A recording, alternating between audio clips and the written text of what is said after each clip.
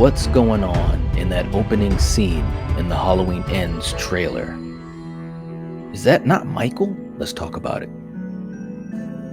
Lock your doors, bolt your windows, and turn off the lights. Make sure the kids are safe at home, cause you're headed to the Night Watch Zone. Night Watch Zone. Welcome to the channel, ladies and gentlemen. Today I wanted to take a quick moment to talk about the Halloween Ends trailer and some different theories about what's going on in the movie, the whole idea of the copycat killer or the copycat, and the idea of what Corey Cunningham's character is going to be all about and so forth. There's a lot that you could speculate on. We know already that this movie is going to take a lot of ties to Christine and the idea that was presented in that movie with the lead character whose name was Arnie Cunningham. So there's one parallel there. But David Gordon Green talked about how he spoke with John Carpenter and said, with the script for Halloween Ends, is it to Christine? And John Carpenter didn't think so. So I started to think a lot about what does this mean for the movie. We know about this new character named Corey, and in the movie, according to the synopsis for the trailer, it says that he is accused of murder of a boy that he was babysitting and so forth and so forth. Now, here's one thing. This is the main point of this video for me. I know a lot of people have been talking about that he's going to be a copycat killer. I don't think he's actually going to be a copycat killer. I think what's going to happen is, like in Christine, Arnie was possessed, like his being was being taken over, so to speak. I don't think that's necessarily what's going to happen in Halloween Ends. I think it's going to be more about Corey becoming obsessed with Michael Myers, with the shape. I think that, being in Haddonfield and the history and obviously what took place in the events of Halloween 2018 and Kills, I think that's going to really leave a huge shadow on the town. And not so much to the point where, no one is doing anything in the town. Or, from what we saw in the trailer, it looks like, there's still going to be Halloween and trick-or-treaters and so forth. So, but I think he's going to be obsessed with Michael Myers. He's going to be obsessed with the story.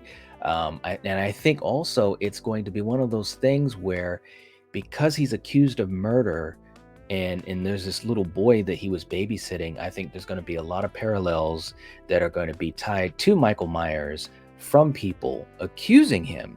And I think it's going to be one of those things where, it's almost like you get pushed to the edge. You start to believe what people are saying, because this is Haddonfield. So they're going to think that he's just like Michael Myers. They're going to think that this is, the new boogeyman and all this type of stuff. We assume that Michael hasn't been seen, for this 4-year time jump.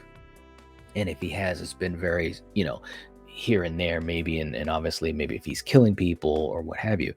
But here's the thing to me. I think he's going to be obsessed with Michael Myers, and I think it's going to be the type of thing where he finds strength in donning the outfit and donning the mask. Now, the question is, how does he get the mask? Well, I think there's going to be something going on where at the end of Kills, Michael, he goes away, or he goes into the sewers. We saw that shot in the trailer where he's in the sewers. And I think he's not going to be at 100%.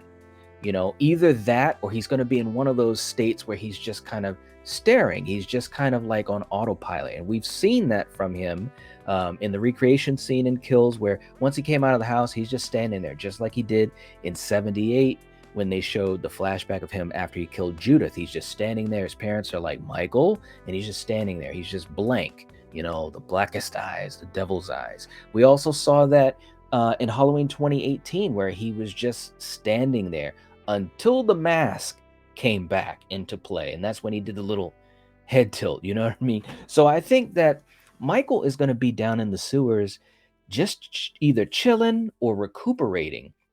And I think there's going to be some way somehow that Corey either finds a way to get his mask, or and this is a big stretch, if he's able to recreate the mask. Now, that could be getting into some damn, Friday the 13th Part 4 territory, like Tommy Jarvis creating mask and so forth. But it's possible because in the trailer, that mask on the imposter looks different than Michael Myers' mask. So I'm asking, as I'm watching the trailer, you guys tell me. I'm like, where did that mask come from? It's different than Michael's. It looks different than Michael's anyways. Now, if it's the same mask, then I'm wrong. But it looks different. It doesn't look like it's burned on the side like Michael's.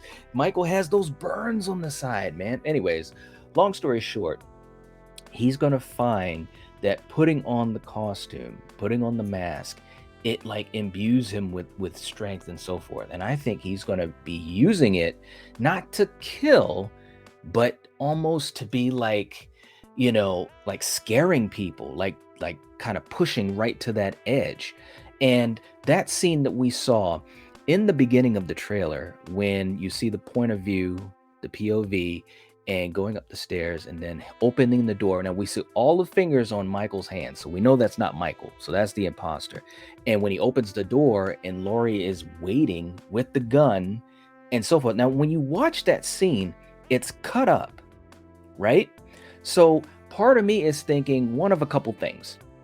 Number one is that when he enters that room, the imposter, and we're assuming it's Corey, when he enters that room, it's not going to happen exactly the way we saw it in the trailer, as far as him walking up the stairs, the POV, kind of like Michael in 78. Now, I don't think that that is Laurie's house. I think that is Corey's house.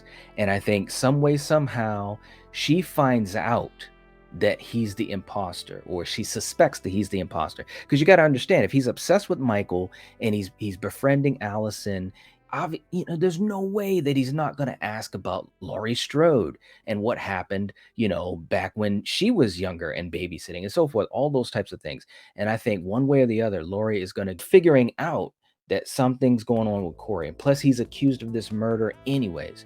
So somehow that's all going to connect. But the bottom line is, Laurie Strode is very, very smart. So I think she intentionally goes to that house, which is Corey's house, and she is waiting for him in that bedroom. She is waiting for him to kill him. Like Laurie is going vigilante style.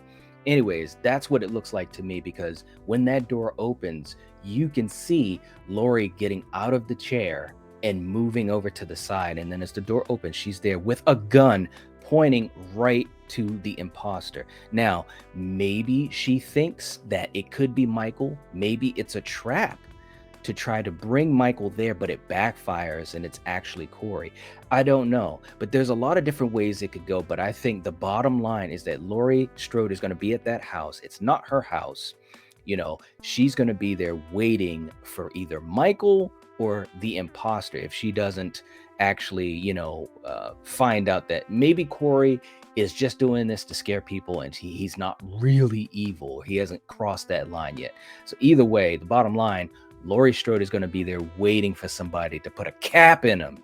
That's the cool part, because Laurie Strode doesn't play around. So I think in the movie, this is the other part I want to talk about. I think in the movie, that POV shot, I think we will see that in the movie. And I think that will be Michael, because the way it is in the trailer, it's cut up a whole bunch. It wouldn't surprise me if we saw Michael and the imposter in the house at the same time. That wouldn't surprise me either. Not necessarily this thing where it's, they're going to fight each other. But I think that when that door opens and Laurie's right there, either she shoots the imposter and kills him, or she stops right before she's going to kill him. You get what I'm saying? So I think, I guess what I'm saying is, I think this trailer was very smart to give us a lot of different things, but in a way where you really have to put the pieces of the puzzle together. But the big thing to me is the idea of this whole copycat killer thing. I don't think that Corey Cunningham is going to be a copycat killer. I think that's just to throw us off. I think it's going to be the type of thing where it's showing him being obsessed with Michael, with him showing maybe some certain tendencies and that type of thing. And I think it's going to show Laurie as she's trying to put away this part of her life. Like it says in the synopsis, she's working on her memoir and she's living with her granddaughter and so forth. I think it's going to start to bring up, like, almost like a PTSD type of thing going on with Laurie and Allison. That's the other thing about this as well. I think Allison is going to be really affected by this too, but I don't think that Corey's gonna be going around killing anyone. Anyways, you guys let me know what you think in the comments down below. This trailer has so much going on in it, and it's like these little, layers of the onion being peeled back. But I want to hear what you guys' thoughts are on this. Let me know. And please give the video a like. That would help support the channel, and I'd appreciate it. Leave those comments in the comment section. That's where we can have our discussion.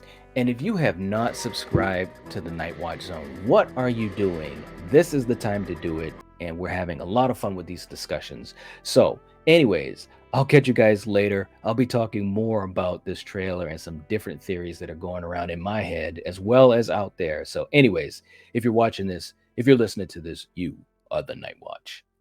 Peace.